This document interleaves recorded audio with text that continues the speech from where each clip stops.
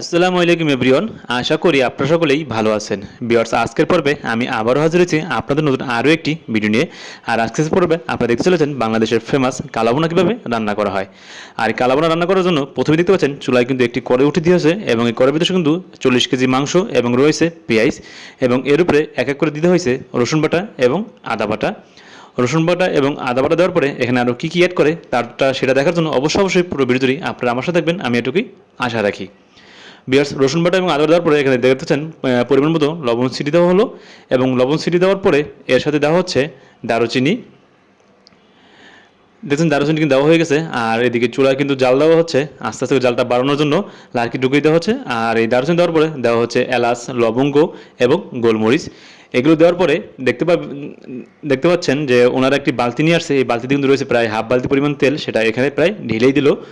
আর এই হাফ বালতি তেল কতটুকু সেটা আমরা আসলে আন্দাজ করতে পারতেছি না, তারপরেও বলতে পারি যে এখানে প্রায় আড়াই কেজি মতো তেল ছিল এবং দিয়ে দিল তেজপাতা, তারপর দিয়ে দিল মরিচের গুঁড়া এবং হলুদ গুঁড়া মিশ্রণ এবং ওনাদের স্পেশাল সেই মশলাটা, যার মাধ্যমে এখানে আপনার এই গরু মাংস কালাভুনাটা তৈরি হয়। আবার দেখতে পাচ্ছেন এখানে কিন্তু তেজপাতা দিয়ে দিল। এবার তেজপাতা দেওয়ার শেষে এই কালো ভুনা মাংসটা মিক্সিংয়ের পালা। আর মিক্সিং হতে আমি আপনাদেরকে এখানকে আসার অ্যাড্রেসটা জানিয়ে দিচ্ছি। ভিউয়ার্স, আপনারা যদি এই ফেমাস গরুর কালো ভুনা খেতে চান তাহলে কিন্তু আপনাদের অবশ্যই চলে আসতে হবে গাজীপুরের মৌচাকে, অথবা গাজীপুর মৌচাক যেই ফ্লাইওভার আছে, ফ্লাইওভার একটু সামনে আসলেই আপনারা এই দোকানটি পেয়ে যাবেন। আর এখানে আসলে আপনারা দেখতে পাবেন এখানে প্রচুর পরিমাণ মানুষ এই কালাভুনা খাওয়ার জন্য ভিড় করে থাকে। আর এটা কিন্তু এখানে আপনারা পার্টিতে বসেই এই কালাভুনা খেতে পারবেন, যেটা খুবই গ্রাম্য স্টাইলে, যেটা আপনি দেখেই বুঝতে পারছেন। আস্তে আস্তে কিন্তু আমাদের এটা কষানোর শেষ এবং কষানোর পর যে আমরা এই পর্যায়ে চলে আসছি, দেখতে পাচ্ছেন কিন্তু এখানে আমাদের দেশীয় মতো হয়ে গেছে। আর বর্তমানে এটা কিন্তু একটু লাল ভুনার মতোই লাগছে।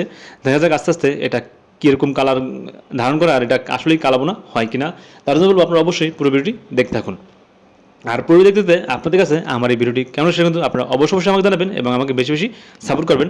আর ভিউয়ার্স, এই পর্যায়ে ওনারা কিন্তু এক ধরনের কী মশলা দিয়েছে সেটা কিন্তু ওনারা আমাদেরকে সেটা শেয়ার করেনি, কিন্তু সেই মশলাটা দেওয়ার পরই দেখতে পাচ্ছেন গরুর কালারটা কিন্তু একবারে পুরোপুরি লাল থেকে কালো হয়ে গেছে। আর এটা হলো সেই গরুর ফেমাস কালাভুনা।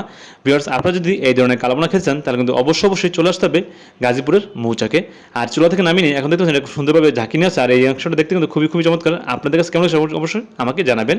আর ভিউয়ার্স, আমার ভিডিও যদি ভালো থাকে তাহলে আমাকে বেশি সাপোর্ট করবেন। তাহলে ভিউয়ার্স, আজকে বেশি কথা বলবো না, আজকে আমি আপনাদের মাঝখান থেকে এখানে বিদায় নিচ্ছি। দেখা হচ্ছে পরবর্তী কোনো ভিডিওতে। আল্লাহ হাফেজ, বাই বাই।